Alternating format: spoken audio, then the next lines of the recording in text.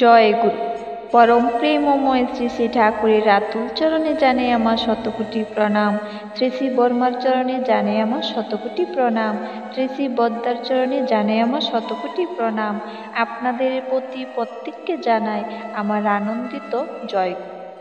আজ ইষ্ট প্রসঙ্গে যে বিষয়টি আপনাদের সঙ্গে শেয়ার করব সেটি হলো পরম পিতার স্পর্শ কিভাবে অনুভব করতে পারি এবং আমিষ আহারে কি হয়, এই বিষয়টি আপনাদের সঙ্গে শেয়ার করব। খুবই দুর্দান্ত একটি ইষ্ট প্রসঙ্গ, অবশ্যই ভিডিওটি শেষ অবধি শুনবেন।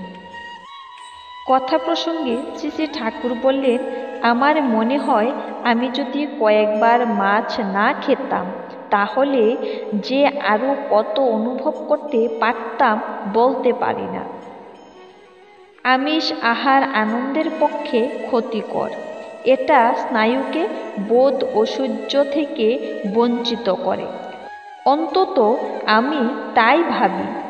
মদ খেলে উত্তেজক হয়, এটা ওই উত্তেজক দ্রব্যের জন্য আকাঙ্ক্ষা আরও বাড়িয়ে দেয়। মাছ মাংস ওই একই ধরনের জিনিস। আমি যেমনতর জানি। একজন বললেন, এত যে নাম ধ্যান করলেন তবু অল্প কয়েকবার মাছ খাওয়ার কুফল গেল না? শ্রী শ্রী ঠাকুর বললেন, আপনার একটা আঙ্গুল খুব কেটে গেলে সেরে যেতে পারে, ব্যথা না থাকতে, তবে আগের সেই অক্ষত আঙ্গুল কি আর ফিরে পাবেন? অবশ্য আমি একটা নৈরাশ্যের বাণী বলছি না। যখনই যে ছাড়বে তখন থেকে সে আনন্দের দিকে এগোবে, যার পক্ষে যেমন যতটা সম্ভব। অবশ্য শুধু নিরামিষ আহারই সব নয়। নিরামিষ আহারের সঙ্গে সঙ্গে চাই বিহিত অনুশীলনগুলি ঠিকমতো করা। আমি বলি, ধ্যানসহ তোমার জীবন দেবতার প্রতি অবিচল থাক। যতটা পারো তার সেবা করে যাও, এগিয়ে চলো এবং আনন্দের অধিকারী হও। এবার পরমপিতার স্পর্শ কিভাবে অনুভব করতে পারি, এই প্রসঙ্গে শ্রী শ্রী ঠাকুর কি বললেন?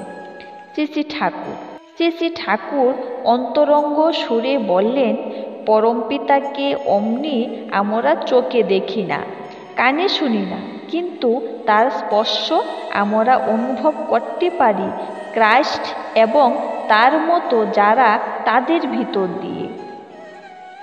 ক্রাইস্ট তার ভালোবাসা দিয়ে ক্রমাগত আমাদের আকর্ষণ করেন, টানেন তার দিকে।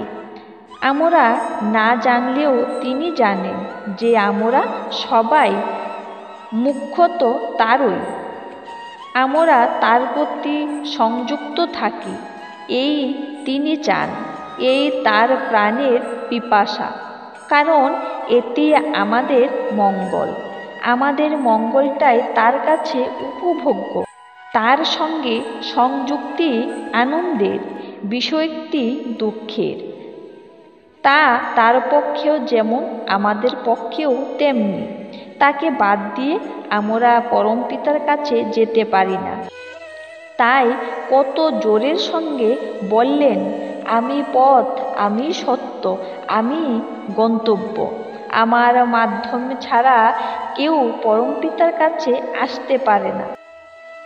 তিনি হলেন মানুষরূপে মেষের পালক। তিনি চান না যে তার সন্তানদের কেউ দলছাড়া হোক, অর্থাৎ হারিয়ে যাক। এ ছিল আজকের নিবেদন। আবারও পরমপিতার আতুল চরণে আপনাদের প্রতি প্রত্যেকের মঙ্গল কামনা করে ইষ্ট প্রসঙ্গ এখানে শেষ করছি। ভুল ত্রুটি হলে ক্ষমা করবেন। জয় গুরু।